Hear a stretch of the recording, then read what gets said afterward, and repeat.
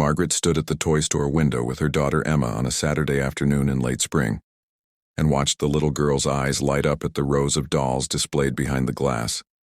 And Margaret's heart felt heavy in a way that only mothers who count pennies understand. Emma was turning 7 in 2 weeks, and every night before bed she talked about the Barbie doll with the sparkly pink dress that she had seen in the store window, and Margaret listened and smiled and stroked her daughter's blonde hair while silently calculating bills and grocery costs and the electric payment that was already late. They had been on their own for 3 years now since David left without explanation or forwarding address, and Margaret had learned to stretch every dollar until it practically screamed. But lately even her best efforts weren't enough, and the factory where she worked had cut everyone's hours, and she was picking up weekend shifts at the diner just to keep them afloat. Emma pressed her small nose against the glass, and Margaret knelt down beside her daughter on the sidewalk and wrapped an arm around the little girl's shoulders, and Emma turned to her with those bright, hopeful eyes that children have before the world teaches them about limitations. "Can we go inside, Mama?" and Emma asked, and her voice carried that innocent belief that anything was possible. Margaret swallowed hard and pulled her daughter closer and spoke in a whisper that barely made it past the lump in her throat and said, "I can't afford a Barbie for your birthday, sweetheart, and I'm so sorry."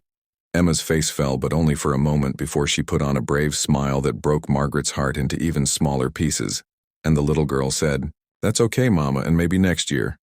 And then she took her mother's hand and they walked away from the window. What Margaret didn't know was that someone had been standing nearby and had heard every word.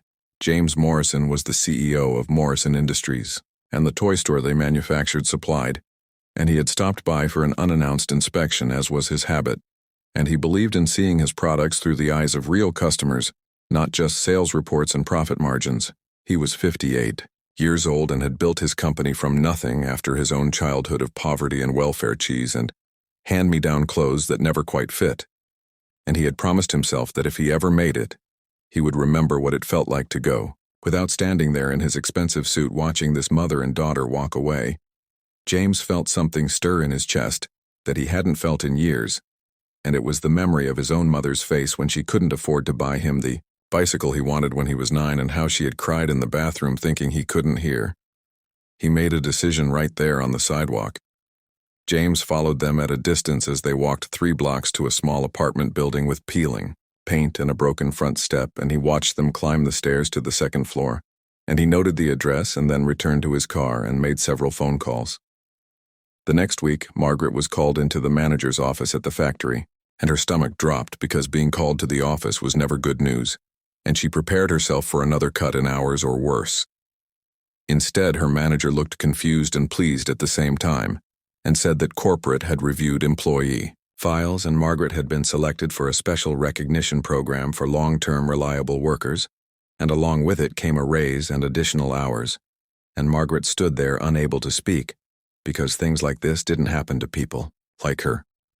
That evening she came home with groceries and the knowledge that she could buy Emma the Barbie doll after all, and maybe even a small cake from the bakery, and Emma danced around the tiny kitchen, and Margaret felt tears on her cheeks. But this time they were different, on Emma's birthday.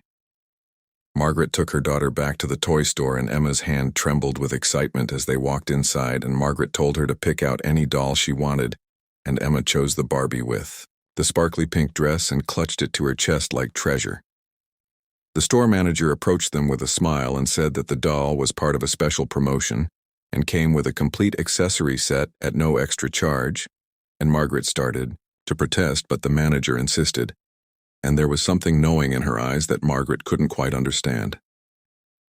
What Margaret also didn't know was that James had been quietly ensuring that single parents who shopped at any store carrying his products received unexpected discounts and promotions, and he had set up a foundation that provided gifts to children whose parents were struggling, and he did it all anonymously. Because recognition wasn't the point. Time passed as it does, and Emma grew from 7 to 8 to 9, and Margaret continued working hard.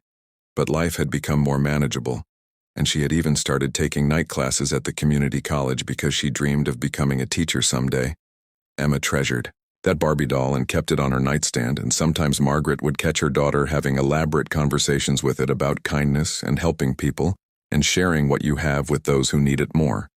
One autumn afternoon, When Emma was 10 years old, Margaret was working her shift at the diner, when an older gentleman came in and sat at the counter and ordered coffee and pie. And there was something familiar about him, though Margaret couldn't place it. James had made it a habit to visit the diner occasionally because it reminded him of where he came from, and also because he liked to check on Margaret and Emma from a distance and make sure they were doing well. And he never introduced himself because some acts of kindness are meant to remain invisible. But today Emma was there too because school had let out early and she was doing homework in a corner booth. And when she got up to use the restroom, she accidentally bumped into James and her books scattered across the floor. They both bent down to gather the papers, and James saw drawings that Emma had made and stories she had written about helping others and being kind. And when he looked up at this child, he saw something that reminded him of why he had started his foundation in the first place.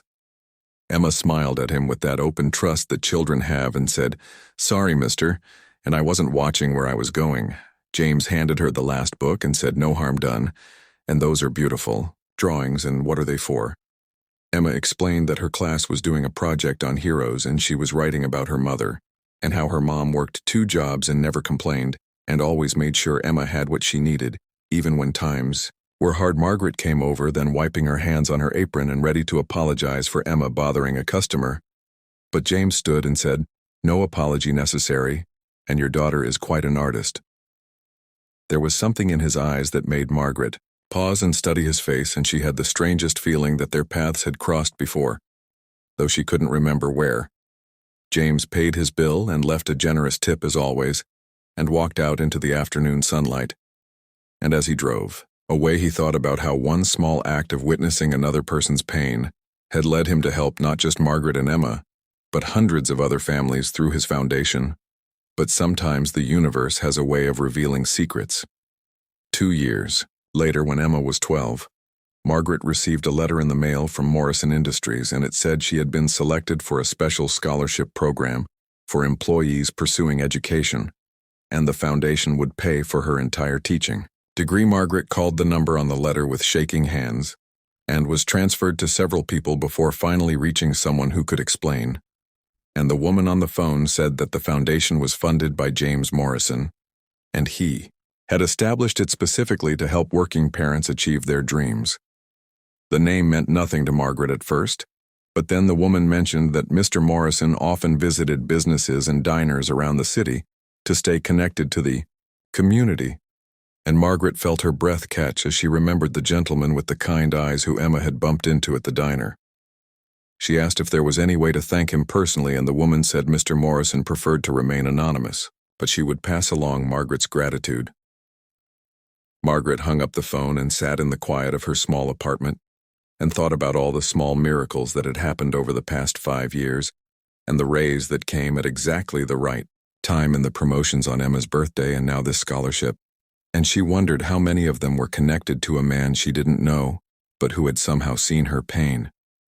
That night she told Emma about the scholarship, and Emma hugged her mother tight and said, "See, Mama and I told you that you were a hero." Margaret enrolled in classes, and over the next 3 years she worked and studied and raised her daughter, and sometimes she would see James at the diner or passing on the street, and they would nod at each other with a recognition that went beyond names or formal introductions. Emma grew into a thoughtful teenager who volunteered at the local community center and organized toy drives for children whose families couldn't afford birthday presents, and when people asked her why she did it, she would tell them about the time her mother couldn't afford a Barbie, and how someone's kindness had changed their lives. The story spread quietly through their neighborhood and then beyond as Emma got older and started a nonprofit organization while she was in high school, and she partnered with local businesses to provide gifts and necessities to struggling families, and she never